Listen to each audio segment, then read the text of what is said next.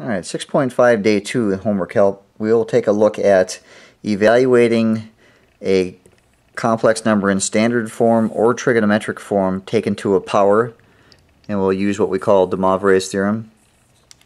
And then we'll also take a look at solving an equation where x, for example, x to the 6th plus 64i is equal to 0, or x to the 4th plus the quantity 1 plus I is equal to 0. The idea where you'd think to yourself, well, I should just be able to subtract this over, take the 6th root, and so on. And yes, that would give you one answer, but there's technically 6 answers there. And so how do I actually find that? Alright, so looking at these first two problems, evaluating this one, which is in standard complex form, and then this one, which is in trigonometric form, to a power, this one's actually going to be a little quicker because they've done some of the work for us. What you want to do, it's going to be quicker if you have it in trigonometric form like they gave it to us here. So the first thing I need to do up here is I need to actually convert this into trigonometric form, which means I need to figure out what r is and I need to figure out what theta is. So r is equal to the square root of the square root of 5 squared, or 5, plus negative 4 squared, or 16. And so I end up with the square root of 21. There's my r value. I do need theta as well, and of course that's the tangent inverse of negative 4 over the square root of 5. Now think about where this is. It's going to the right and then down. It's in the 4th quadrant. This is going to actually give me the right answer, although I like using positive angles instead of negative angles, so I'm going to end up changing it a little bit. But tangent inverse is going to be negative 4 over square root of 5, and hit enter. And I can use negative 90.8 degrees. It would actually be just fine. There's times where, let's just as a general rule of thumb, let's use a positive angle. So I'm going to add 360 to it so that the coterminal angle is 299.2 degrees. There's going to be times when we do the two problems on the back where I'm going to want all the angles to be positive. And it's not that you're going to be wrong if you use negative 60 degrees. It's just going to end up not being a positive answer, basically. So it's not wrong, but I prefer that you use the positive angle if you can. Alright, now that I've got the r and the theta, I'm going to change this into trigonometric form, which would be the square root of 21 times the cosine of 299.2 degrees plus I times the sine of 299.2 degrees. Alright, and they want me to take that to the 3rd power. And the reason that it's helpful to have it in this form is if you remember the De Moivre's theorem, what you do when you take it to a power is you're going to take r and you take it to whatever this power is. So I'm going to take the square root of 21 to the 3rd power times the cosine of, and now I take whatever this angle is and I multiply it by that. So it's 3 times 299.2 plus I times the sine of same angle. So 3 times 299.2. And now we just have to evaluate it. And so I don't know if the book is going to give an exact answer. I know that the square root of 21 squared is 21, so this would be 21 square roots of 21. Or if you want to just type it in your calculator and figure out what it is as a decimal for these problems, I would be just fine with that. So there's the square root of 21. I take that to the 3rd power. This is going to be 96.23, let's say, times the cosine of, figure out what that angle is, it's 299.2 times 3, or it's really 897.6 degrees, plus I times the sine of the same angle, 897.6 degrees. Now, I could do the coterminal thing where I could subtract 360 and subtract 360 and subtract 360 till I get a number that's in between 0 and 360 like we're used to. It's not going to matter. I have to use my calculator anyway for this, so it's fine. Now, if they want it to be in trigonometric form, notice it doesn't say in the problem. If they want it in trigonometric form, I would stop right here. This is trigonometric form. I'm done. If they want it in standard complex form like they gave it to us, then I just need to simplify it. So now I'll go ahead and type this in my calculator. So the cosine of 897.6 degrees, multiply it by 96.23, and the real part of this is going to be negative 96.15.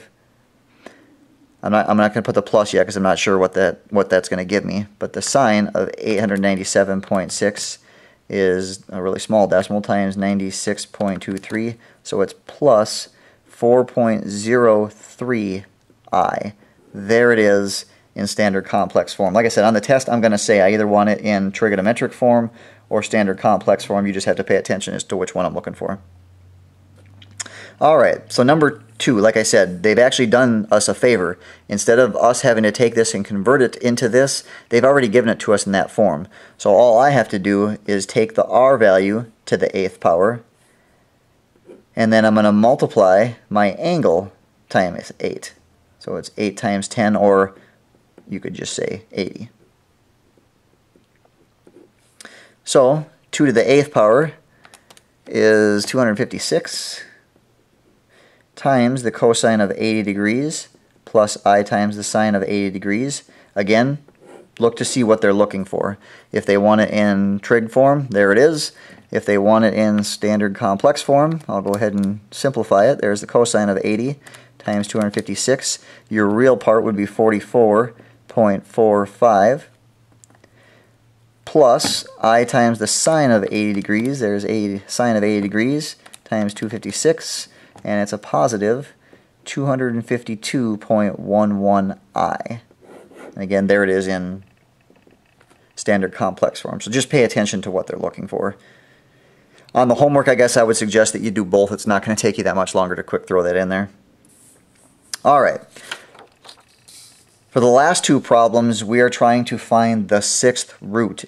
I mean, realistically, what you're doing is you are trying to get the x to the 6th power by itself. So you would move the 64i to the right side, and then you would take the 6th root of both sides.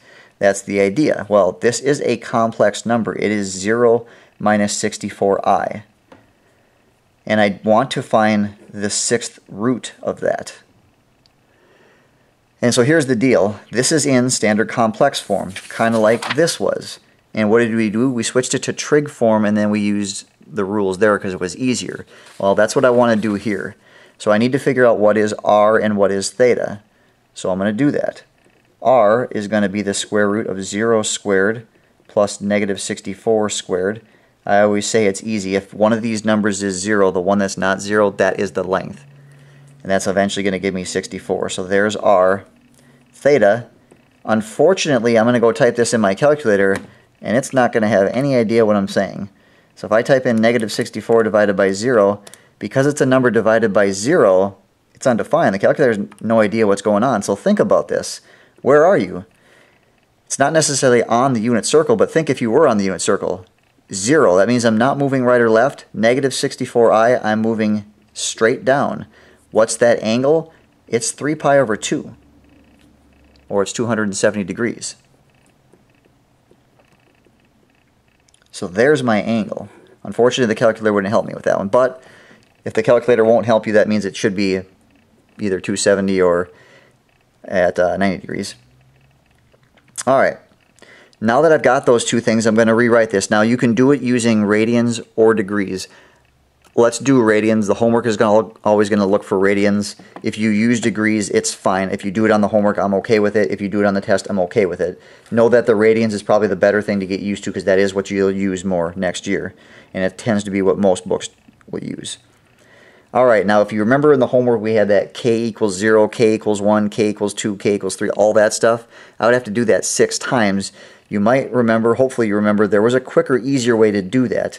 So I'm not going to physically plug k equals 0 in here, but if I did that, I know to use this, I'm going to take the 6th root of whatever r was, so 64. Don't be confused if you're taking the 6th root and then this number is a square root. You'll type the whole thing in at once on your calculator anyway, but I want the 6th root of whatever this number is. There's that part. And then, here's where it gets a little messy. It's the cosine of the original angle theta, which I'm going to say is 3 pi over 2, plus technically 2 pi times k, which we're saying is 0, divided by the root number, which is 6.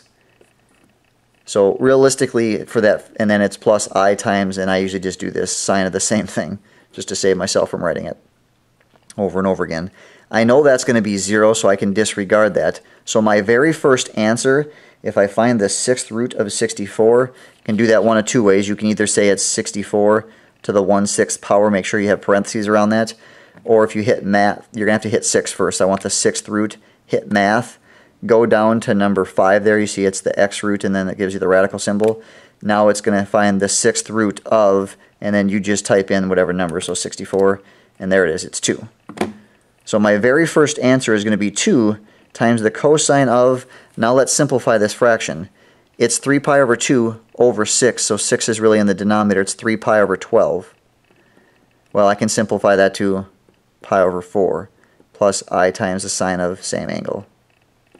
There is the first of my 6 answers. So it's the whatever root of this number, again that depends on the problem, it's the 6th root this time, so it's the 6th root of the r value, and then it's the original angle divided by the root number. That will give you your very first answer. Now the good news is that they're fairly quick and easy to find, even though I have 6 of them. 1, 2, 3, 4, 5, 6 of them. I'm just going to go ahead and fill in the basic information, like I know I'm going to eventually have the cosine of all these angles. Alright, to get the rest of them, we add what we call the increments. Remember, this is technically on a unit circle, even though we don't draw it out. If I have 360 degrees in a full unit circle, or 2 pi, you're thinking in terms of radians, I have 6 answers. They all need to be equally spaced on this thing. Basically, I just take the 360 divided by 6, or 2 pi divided by 6. So if I were working in degrees, which I'm not, if I were working in degrees, I would just add 60 degrees to get the next one, add 60, add 60, add 60, add 60, and I would be done. Since I'm working in radians, I'm going to be adding 2 pi over 6 or pi over 3. Probably be smart to get a common denominator. So it looks like over 12 is my common denominator. So I already know that this answer is technically 3 pi over 12. This is 4 pi over 12 if I get my common denominator.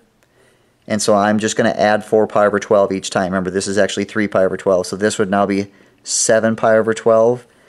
Add another 4 pi over 12. This would be 11 pi over 12. Then 15 pi over 12. Another 4 would give me 19 pi over 12. And one more time to get to the last answer would be 23 pi over 12. And if you do this correctly, the last one you write down should still be under 2 pi. If it goes over 2 pi, that either means your first one is wrong or your increment is wrong, one of the two. And then it's plus I times the sine of, it's the same angle all the time.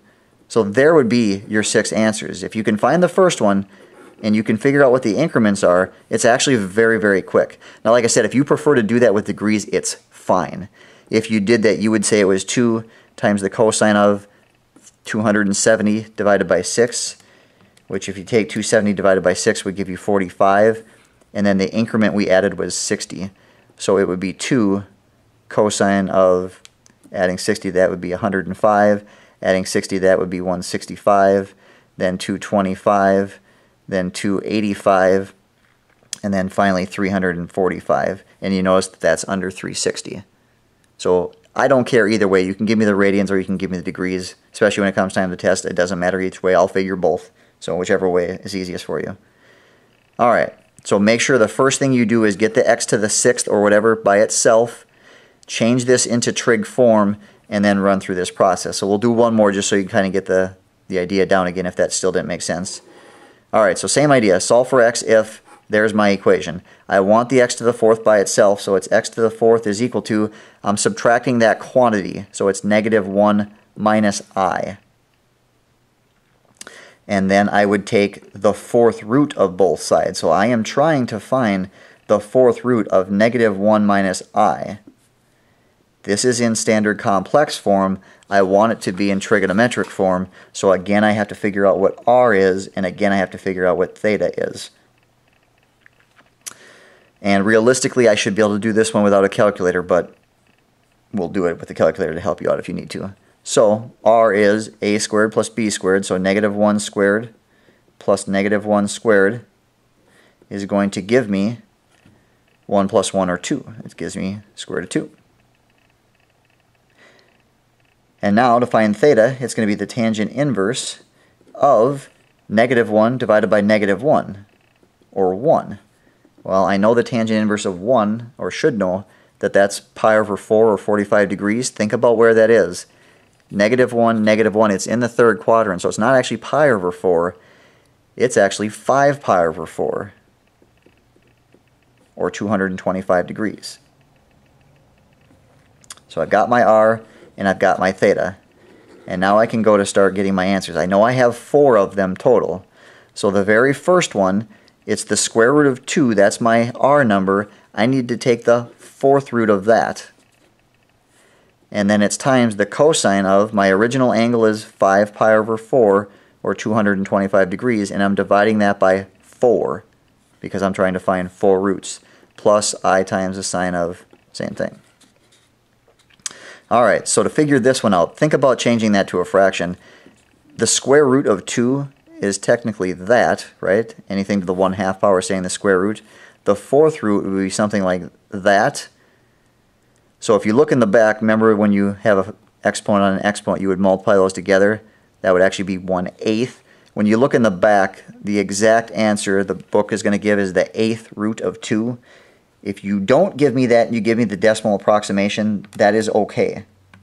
I will accept that, and that's fine. But when you look in the back of the book is definitely going to have the 8th root of 2. So just be aware of that when you go back and look at it and try to ask yourself, how the heck did they get that number?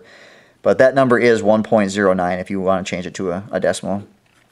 Alright, and then I figured this out. This is going to be the cosine of 5 pi over 16 plus I times the sine of 5 pi over 16. There's my first answer.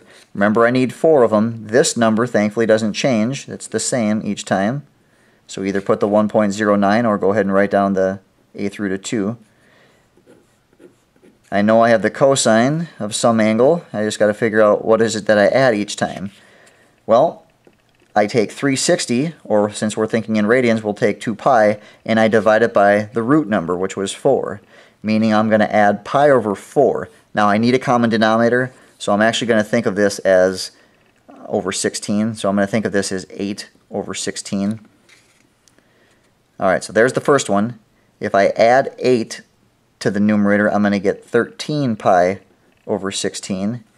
Add 8 again will give me 21 pi over 16. Add 8 again will give me 29 pi over 16. And again, notice 32 pi over 16 is 2. This is a little bit under, which means more than likely I have this correct. If that's over, again, that means that either the original angle you have is incorrect or your increment is incorrect.